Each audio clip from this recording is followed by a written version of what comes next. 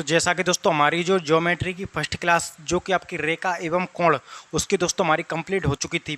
अब दोस्तों हमारी जो नेक्स्ट क्लास है जो कि आपकी ट्रायंगल यानी कि दोस्तों आपको त्रिभुज त्रिभुज को जो है दोस्तों हम बिल्कुल अच्छे से जो है 0 टू हीरो लेवल दोस्तों हम इसमें इसको जो है पढ़ेंगे। सबसे पहले एक चीज़ जो है दोस्तों आपको यहाँ पर पता होगी कि जब हम ट्रायंगल यानी कि त्रिभुज मेंसुरेशन में पढ़ते हैं यानी कि क्षेत्रमिति में, तब हम इसकी जो ऊंचाई उसके अलावा परिमाप उसके अलावा जो क्षेत्रफल होता है उसके बारे में डिस्कस करते हैं। लेकिन अभी जो हम पढ़ रहे हैं मेंसुरेशन या आपकी ज्योमेट्री में जो आपके एंगल्स होते हैं जो कोण बनते हैं उनके बारे में हम पढ़ते हैं। उसके अलावा दोस्तों इसमें जो आपके केंद्र बनते हैं, कभी आपका लंब केंद्र उसके अलावा केंद्रक अंत केंद्र परिकेंद्र, ये जो आपके केंद्र बनते हैं उसके बारे में डिस्कस करेंगे।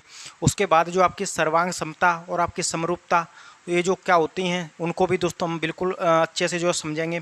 तो सबसे पहले दोस्तों हमको ये पता होना चाहिए कि जो ट्रायंगल होता है जो त्रिभुज होता है आखिर कैसे बनता है, क्या इसकी परिभाषा होती है, इसमें कितने साइड्स कितने प्रकार का होता है, सब कुछ जो दोस्तों हम यहाँ पर जानने वाले हैं। तो सबसे पहले यहाँ पर दोस्तों आपका ट्रायंगल यानी कि दोस्तों आपका त्रिभुज क्या होता है त्रिभुज। तो दोस्तों इसकी जो परिभाषा होती है यानी कि दोस्तों आपका तीन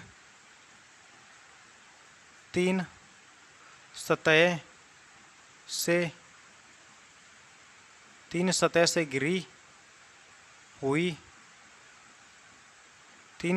घिरी हुई समतल बंद आकृति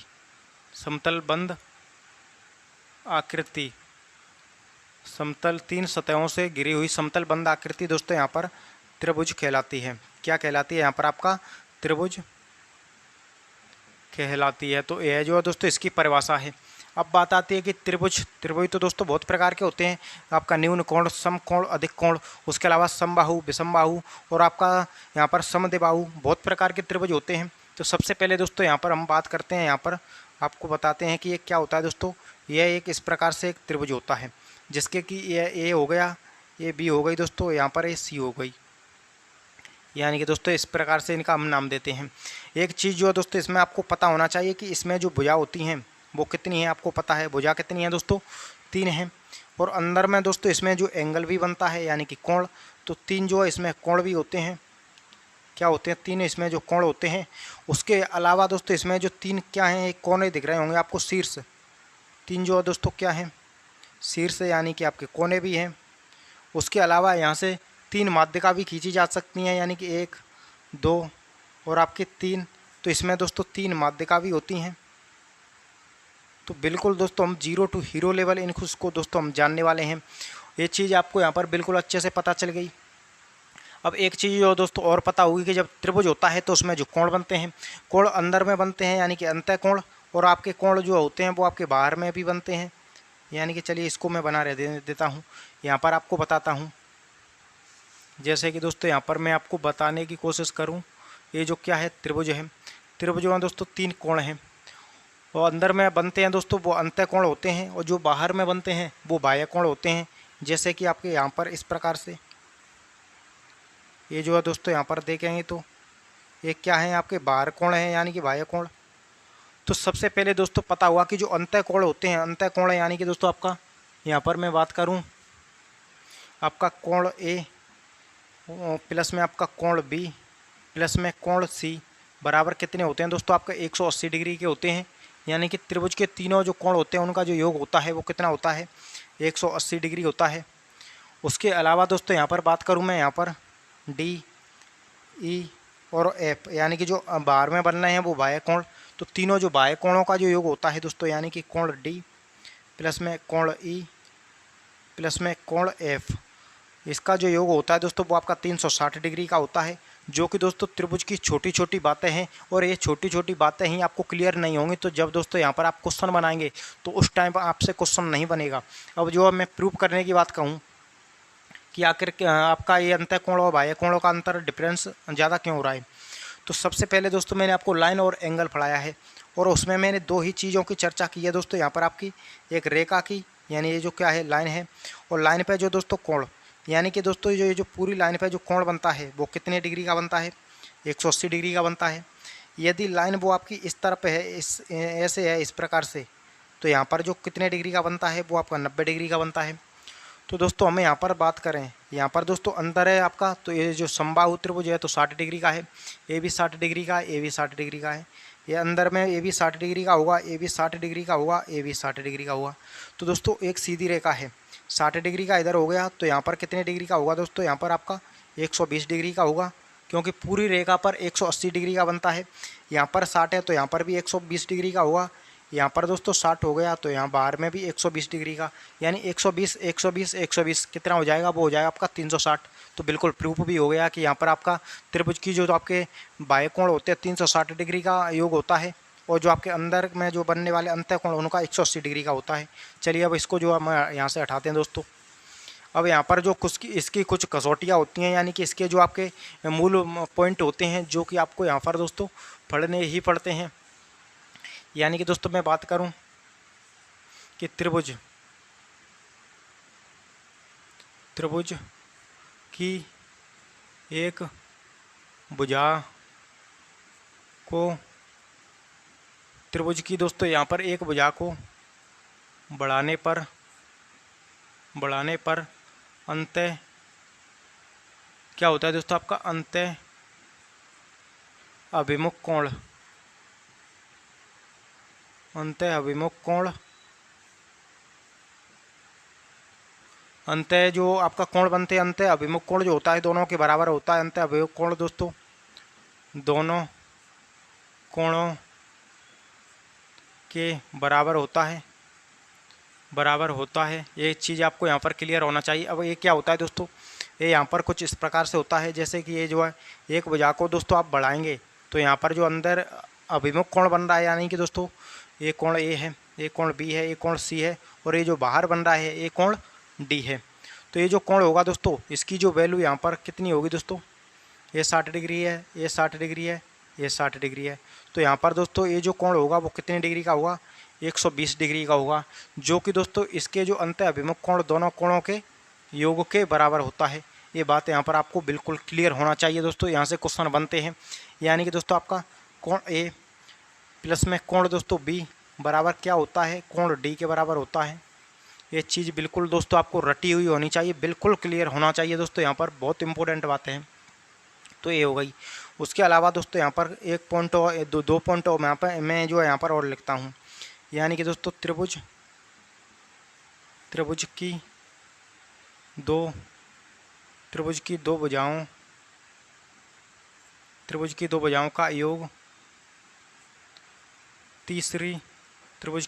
का योग तीसरी भुजा से बड़ा होता है।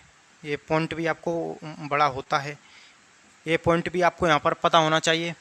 उसके अलावा एक और पॉइंट है दोस्तों कि त्रिभुज की दो भुजाओं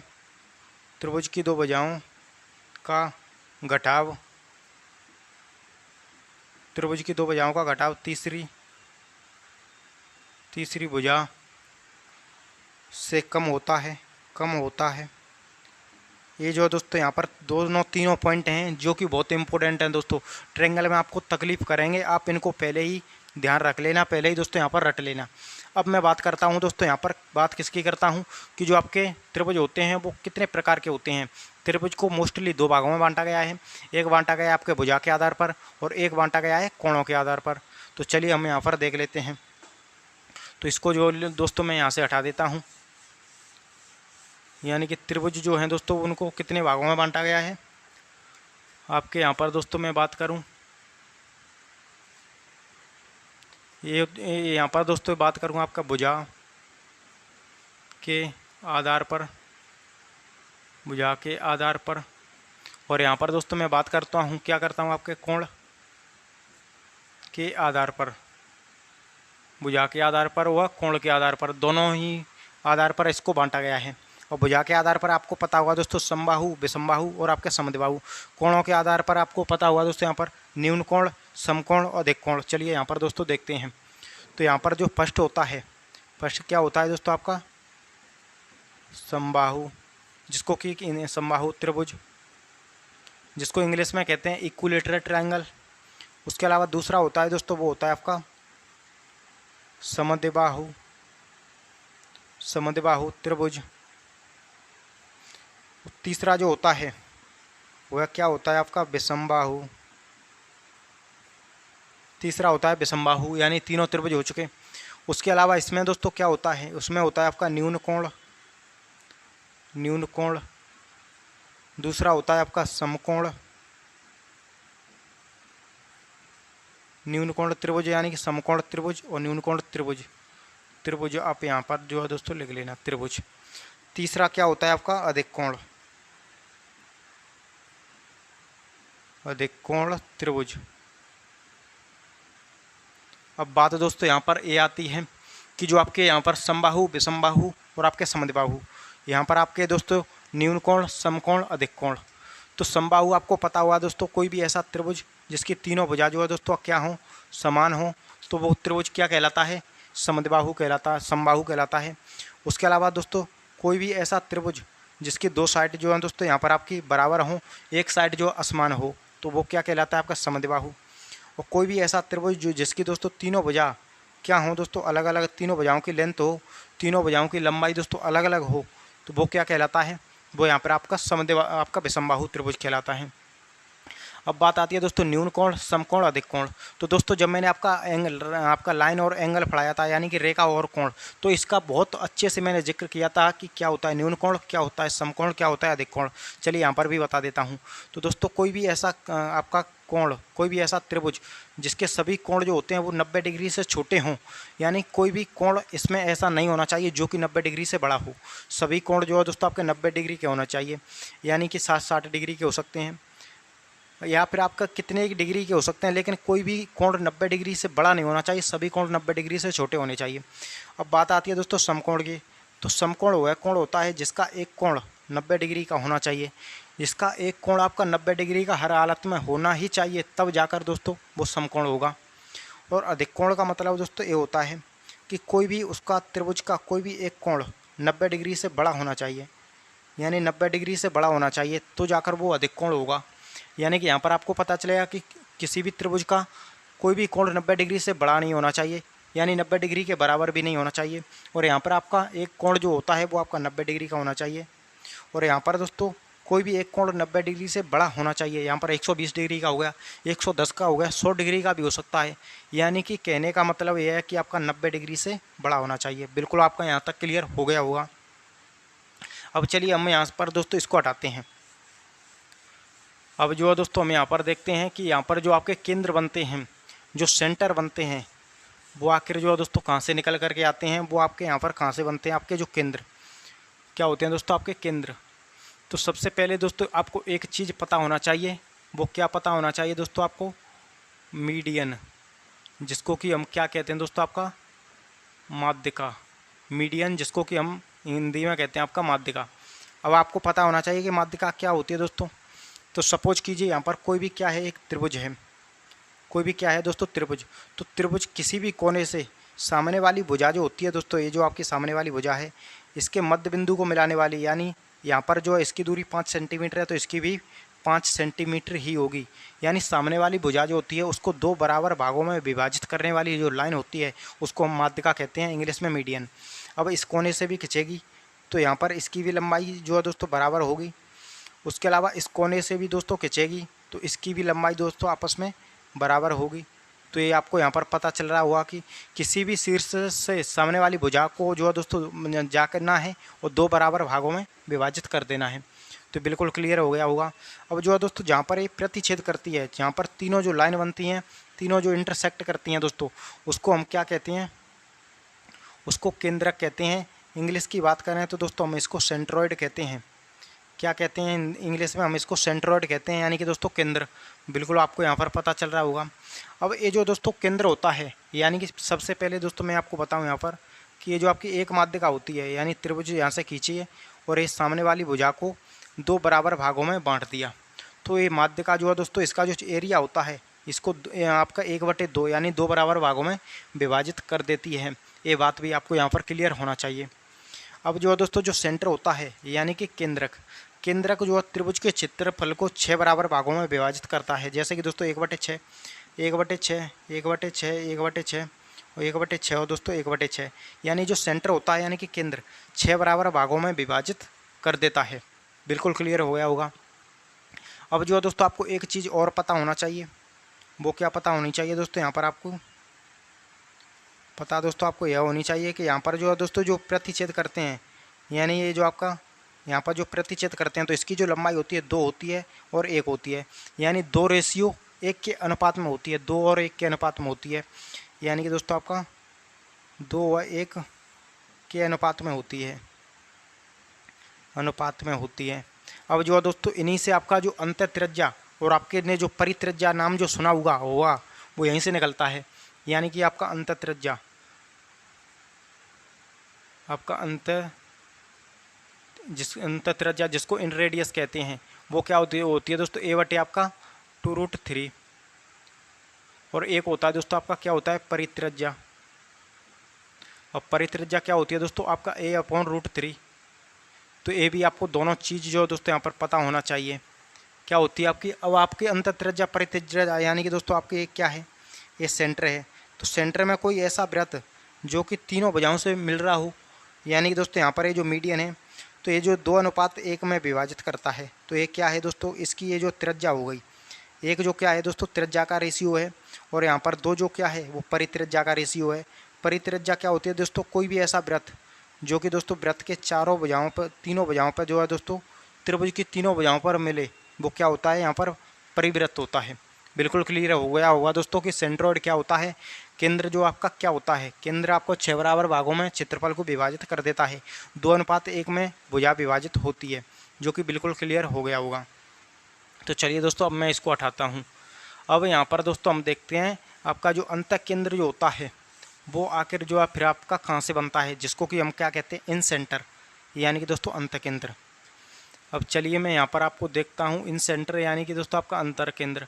अब अंतः केंद्र पढ़ने से पहले आपको एक चीज़ पता होना चाहिए, और वो क्या पता होनी चाहिए दोस्तों, कोण समद्विभाजक, यानी कि कोण समद्विभाजक। यहाँ पर जो है दोस्तों मैं बताता हूँ कोण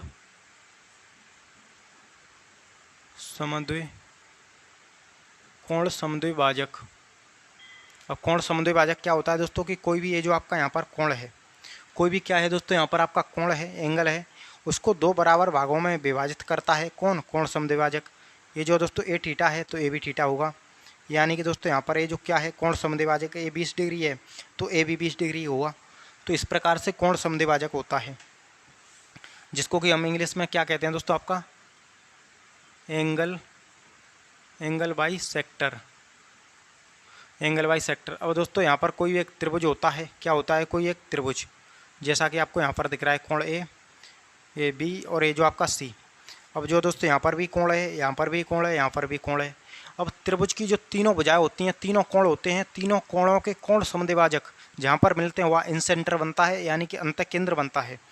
जैसे कि दोस्तों इसका कोण समद्विभाजक ए हो जाएगा, जैसे कि यहाँ पर दोस्तों थीटा है तो यहाँ पर ही थीटा होगा, इसका भी कोण समद्विभाजक दोस्तों यहाँ पर ए हो गया, और इसका कोण समद्विभाजक ए हो गया, और जहाँ पर ए मिल रहा है, जहाँ पर प्रतिच्छेद कर रहा है, वो क्या हो जाएगा दोस्तों, वो यहाँ पर आपका अंतः केंद्र हो जाएगा, जिसको हम इंग्लिश में क्या कहते हैं इन सेंटर कहते हैं। यानी कि दोस्तों ये क्या हो गया, इन सेंटर हो गया, यानी कि अंतः केंद्र, जिसका नाम दे देते हैं हम दोस्तों ओ। तो बिल्कुल आपको पता चल गया होगा कि तीनों भुजाओं के जो कोण समद्विभाजक होते हैं उनसे हमारा अंतः केंद्र बनता है। अब अंतः केंद्र बनता है दोस्तों, तो यहाँ पर जो आपके एंगल बनते हैं यानी कि कोण, तो मैं इसको आपको ये कोण भी पूछ सकता हूँ, उसके अलावा यह कोण भी पूछ सकता हूँ, यह कोण भी पूछ सकता हूँ। तो इसमें आपको ध्यान रखना होता है कि जब भी आपको बताना हो बीच का कोण, तो 90 डिग्री प्लस में जो कोण ए होता है, कोण ए इसका आधा, दोनों आपको जोड़ देने हैं। तो दोस्तों ये जो आपका एक कोण होता है वह कोण आपका निकल करके अच्छे तरीके से यहाँ पर आ जाएगा। अब चलिए दोस्तों आपसे यह कोण पूछ ले, तो आपको 90 डिग्री में ये जो कोण बी है, कोण बी का आपको 90 डिग्री में जोड़ देना है। और पूछे दोस्तों आपको यहाँ पर कोण यहाँ पर इसको पूछ ले, तो 90 डिग्री में ये जो कोण है इसका आधा आपको जोड़ देना है, तो आपका कोण यहाँ पर दोस्तों यह निकल करके आ जाएगा। तो ये भी काफ़ी इंपॉर्टेंट है दोस्तों आपका इन सेंटर और अंतः केंद्र। और एक चीज़ जो है दोस्तों आपको और पता होना चाहिए कि अंतः केंद्र क्या होता है दोस्तों, आपका अंतः केंद्र जो होता है दोस्तों वो तीनों अंतःकेंद्र तीनों भुजाओं से समान दूरी पर होता है, समान दूरी पर होता है। ये बात आपको बिल्कुल क्लियर होना चाहिए। जैसे कि दोस्तों ये जो आपका सेंटर है, तो यहाँ से भी इसकी बराबर दूरी होगी, यहाँ से भी बराबर दूरी होगी, यहाँ से भी बराबर दूरी होगी, और यहाँ से भी, यहाँ से भी और यहाँ से भी, तीनों जो भुजाओं से समान दूरी पर होता है क्या, अंतःकेंद्र, इन सेंटर। बिल्कुल क्लियर हो गया होगा। अब चलिए दोस्तों हम इसको हटाते हैं, यानी कि हमने दो केंद्रकों को जो होता है उनको हमने पढ़ लिया है। एक कौन सा पढ़ा है हमने, वो पढ़ा है आपका सेंट्रॉइड यानी कि केंद्रक, जिसको हम लंब आपका केंद्रक होता है, सेंट्रॉइड कहते हैं इसको। उसके अलावा हमने अंतःकेंद्र देख लिया। अब जो है दोस्तों यहाँ पर जो बनता है परिकेंद्र। परिकेंद्र क्या होता है दोस्तों, जिसको हम इंग्लिश में सरकम सेंटर कहते हैं। परिकेंद्र का मतलब क्या है, कोई भी त्रिभुज, उसको जाना है सामने वाली भुजा को दो बराबर भागों में बांटना है, उसके अलावा उस पर लंब भी होना है। यहाँ पर दोस्तों दो बराबर भागों में बांटना है, लंब भी होना है। तो ये जो आपका यहाँ पर पढ़ते हैं, तो ये जो हमको पता होने से पहले हमको क्या होना चाहिए दोस्तों, भुजा लंब समद्विभाजक, भुजा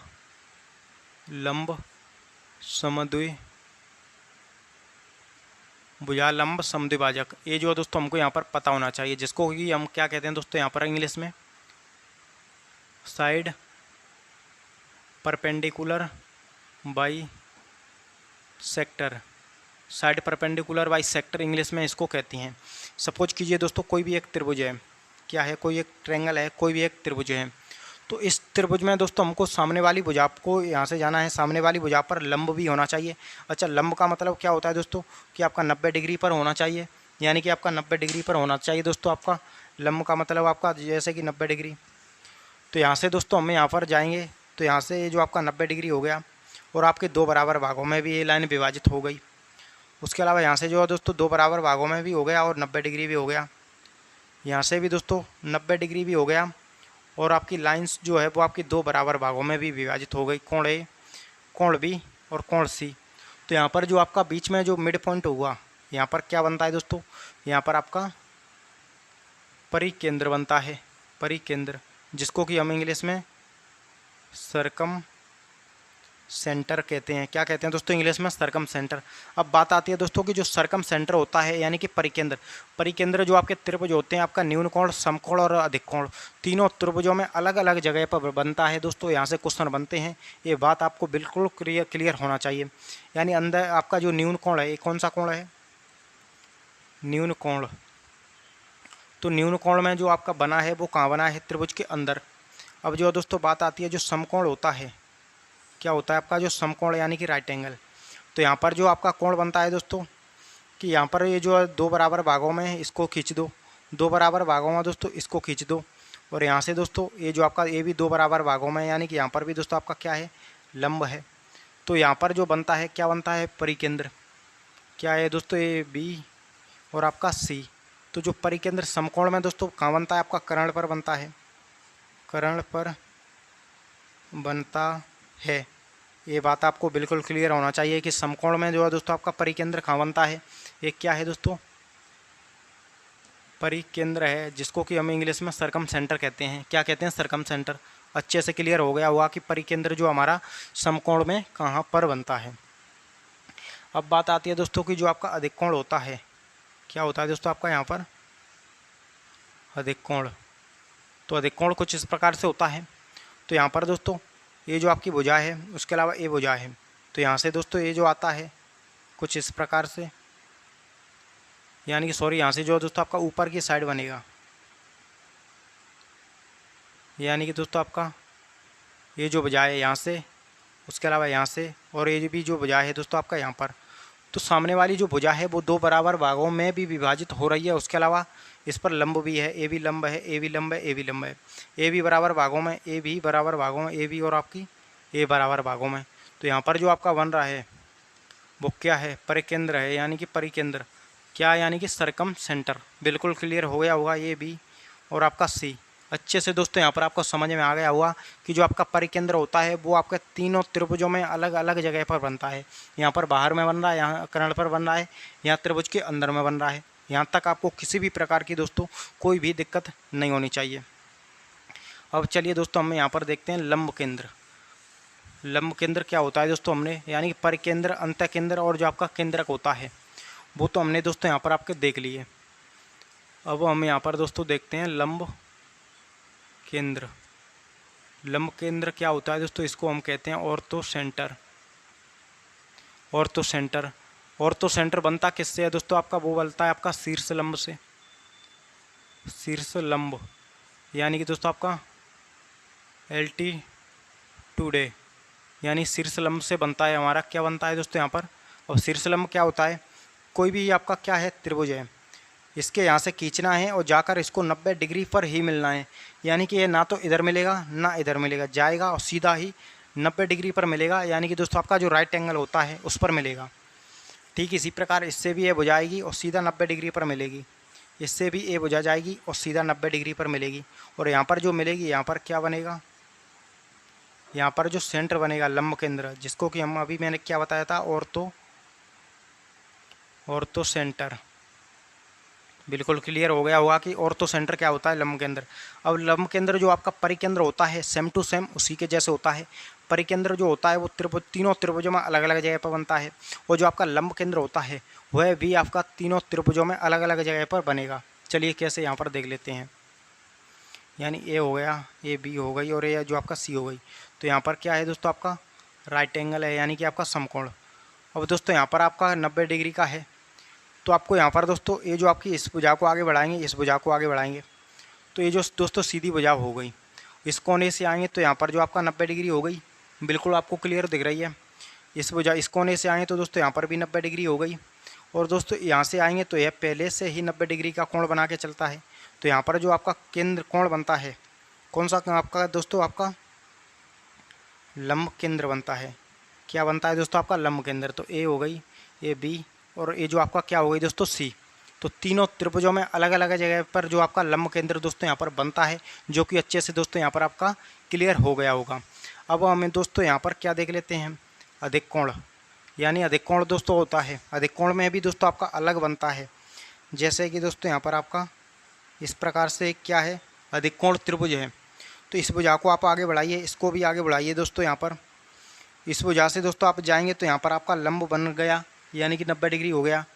इस कोने से भी आएँ तो दोस्तों यहाँ पर भी आपका 90 डिग्री हो गई, और इस कोने से आएँ तो दोस्तों यहाँ पर भी 90 डिग्री हो गई। तो जहाँ पर ये मिलेंगे, जहाँ पर इंटरसेक्ट करेंगे दोस्तों, यहाँ पर दोस्तों आपका क्या बनता है, लंब केंद्र बनता है, यानी कि आपका ऑर्थो सेंटर। तो बिल्कुल दोस्तों यहाँ पर आपके जो लंब केंद्र से रिलेटेड जो क्वेश्चन होते हैं, क्वेश्चन जो आपके किस प्रकार से बनेंगे, बिल्कुल अच्छे से आपको क्लियर हो गए होंगे। तो मैं उम्मीद करूंगा कि जो आपका ट्रायंगल है, ट्रायंगल के ए आपके सभी कॉन्सेप्ट अच्छे से आपको समझ में आए होंगे। अब चलिए दोस्तों हम यहाँ पर देख लेते हैं कि जो आपका समबाहु त्रिभुज जो होता है उसमें सभी केंद्र कहाँ बनते हैं, समद्विबाहु त्रिभुज होता है उसमें सभी केंद्र कहाँ बनते हैं, और जो आपका समकोण होता है, समकोण में सभी जो आपका सेंटर होते हैं, सभी केंद्र होते हैं, वो आपके यहाँ पर किस प्रकार से कहाँ कहाँ जगह पर बनते हैं। तो चलिए हम दोस्तों इसको हटाते हैं। हमने जो सेंटर जो है दोस्तों आपके पढ़ ही लिए हैं। एक चीज़ जो है दोस्तों मैं आपको यहाँ पर और रिपीट कर दूं, यानी कि जो आपका मीडियन होती है, मीडियन यानी कि आपका दोस्तों माध्यिका। तो माध्यिका हमारा क्या बनाती है दोस्तों, माध्यिका हमारी आपका बनाती है दोस्तों यहाँ पर आपका केंद्रक, यानी कि आपका सेंट्रॉइड।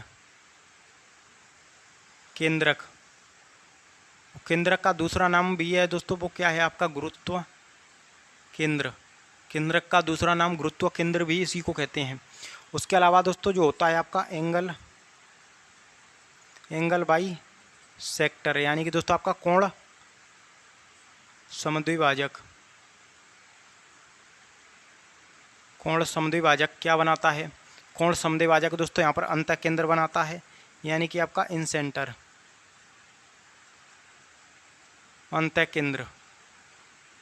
अंतः केंद्र आपका कौन बनाता है, कोण समद्विभाजक बनाता है। उसके अलावा यहाँ पर दोस्तों यहाँ पर बात करें आपका साइड परपेंडिकुलर बाई सेक्टर, ये जो आपका क्या होता है दोस्तों, आपका भुजा लंब समद्विभाजक, यानी कि आपका भुजा लंब समद्विभाजक। ये क्या बनाता है दोस्तों यहाँ पर, वो आपका बनाता है आपका सरकम सेंटर, जिसको कि हम क्या कहते हैं, आपका परिकेंद्र कहते हैं। क्या कहते हैं इसको, हम परिकेंद्र कहते हैं। उसके अलावा दोस्तों आपका जो होता है एल्टीट्यूड यानी कि एल्टीट्यूड जिसको कि हम क्या कहते हैं दोस्तों, आपका शीर्ष लंब। तो जो आपका शीर्ष लंब होता है वो क्या बनाता है दोस्तों, आपका ऑर्थो सेंटर बनाता है, जिसको कि हम लंब केंद्र कहते हैं। क्या कहते हैं दोस्तों यहाँ पर, आपका लंब केंद्र। तो मैं उम्मीद करूँगा कि चारों केंद्र दोस्तों जो होते हैं वो आपको अच्छे से यहाँ पर समझ में आ गए होंगे कि चारों केंद्रों को कौन कौन से केंद्र बनाता है। तो यहाँ पर एक आपका बिल्कुल क्लियर हो गया होगा। अब हम जो है यहाँ पर देखते हैं, और वो क्या देखते हैं, वो देखते हैं दोस्तों कि ये जो आपका समबाहु त्रिभुज होता है, तो समबाहु त्रिभुज में दोस्तों यहाँ पर इस प्रकार से जो बिंदु होता है दोस्तों, इस पर जो आपका यहाँ पर केंद्रक भी यही होता है, केंद्रक। उसके अलावा आपका लंब केंद्र भी इसी पर होता है, और दोस्तों आपका अंतः केंद्र होता है, अंतः केंद्र भी इसी पर होता है। और जो आपका परिकेंद्र यानी कि चारों सेंटर जो होते हैं दोस्तों आपका समबाहु त्रिभुज में एक ही बिंदु पर होते हैं। यानी मैं आपका लिखने की कोशिश करूं कि समबाहु त्रिभुज में सभी केंद्र एक ही बिंदु पर होते हैं। बिल्कुल यहाँ पर आपको क्लियर हो गया हुआ है, यानी सभी केंद्र एक ही बिंदु पर होते हैं।